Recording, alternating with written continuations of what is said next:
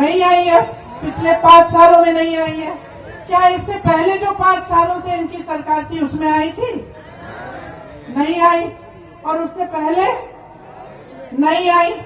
18 सालों से इनकी सरकार है। बीच में 15 महीनों के लिए आपने कांग्रेस की सरकार जो चुनी थी उसे भी रिश्वत दे देकर उसे भी गिरा दी इन्होंने। तो 18 सालों की जो इनकी सरकार है इसमें आपकी तरक्की नहीं हुई ना, तो क्या उम्मीद रख रहे हैं कि आप अगले 5 सालों में होगी? तो आपको दिख नहीं रहा है कि जितनी भी घोषणाएं आपके सामने की जा रही है सब खोखली हैं, सब खोखली हैं बहनों और भाइयों। सब अपने में ही खुश हैं, अपनी सत्ता बढ़ाना चाहते हैं, अपने बड़े बड़े महल बनाना चाहते हैं, अपने बच्चों को विदेश में पढ़ाएंगे, वहां रोजगार दिलवा देंगे, हजारों करोड़ के अपने लोन माफ करवा लेंगे, लेकिन आपकी तरक्की नहीं हो रही। तो मैं सिर्फ एक चीज कहती हूं आपको, वोट नहीं मांगूंगी, जागरूकता मांगूंगी आपसे, और एक ही चीज कह के जाऊंगी,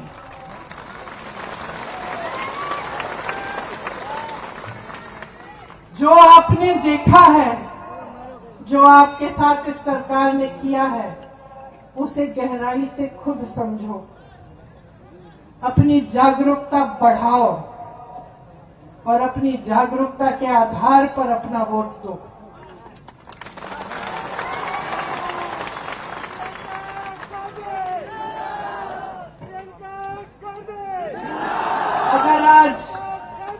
अगर आज आप इंदिरा जी को याद करते हैं तो शुरू में मैंने कहा इसलिए नहीं याद करते कि वो आपके सामने खोखली घोषणाएं करती थी, इसलिए याद करती हैं क्योंकि उन्होंने आपको आपके जल, आपके जंगल, आपकी जमीन पर आपका जो अधिकार था वो वापस किया, आपको जमीन के पट्टे दिए और कोई एहसान नहीं किया आप पे। उनकी समझ थी, उनकी श्रद्धा थी आपके प्रति। उन्होंने कहा आपका अधिकार है, आपको मिलना चाहिए।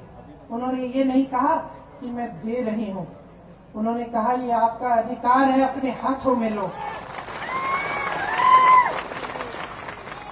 कांग्रेस की सरकारों ने हमेशा आपके अधिकारों को आपके हाथों में दिया है। भोजन का अधिकार,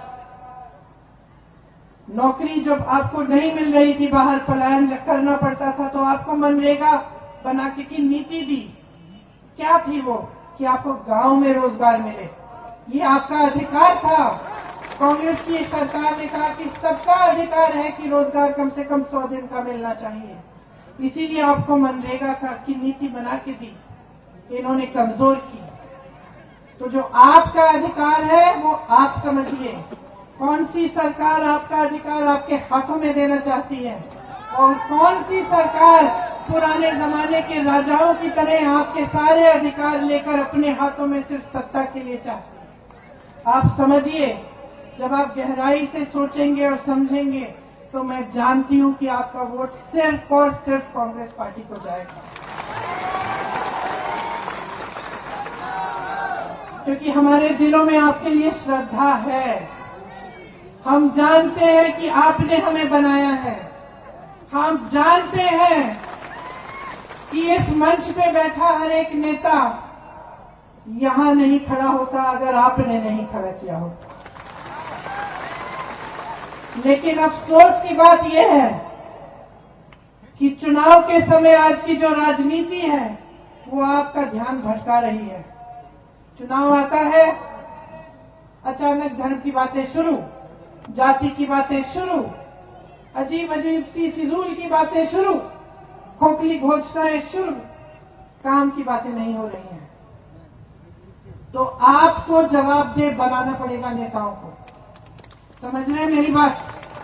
अगर हमें एहसास हो सकता है कि आपने हमें यहां खड़ा किया है, तो भाजपा के एक एक नेता को एहसास दिलाओ कि जब तक आपके लिए दिन रात एक करके काम नहीं करेंगे, जब तक आपके लिए सही नीतियां नहीं बनाएंगे, जब तक आपका पैसा वापस आपकी जेब में नहीं डालेंगे, जब तक इन बड़े बड़े उद्योगपतियों से आपकी संपत्ति लेकर वापस आपको नहीं देंगे, तब तक आप फिर से इनको इस मंच पे खड़ा नहीं होने देंगे।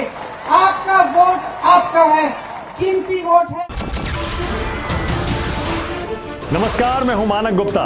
अगर आपको हमारा ये वीडियो पसंद आया हो तो इसे लाइक और शेयर जरूर करें, और हां, हमें सब्सक्राइब और फॉलो करना ना भूलें ताकि आप देश और दुनिया की कोई खबर मिस ना करें। तो जुड़े रहिए हमारे साथ और देखते रहिए न्यूज़ 24।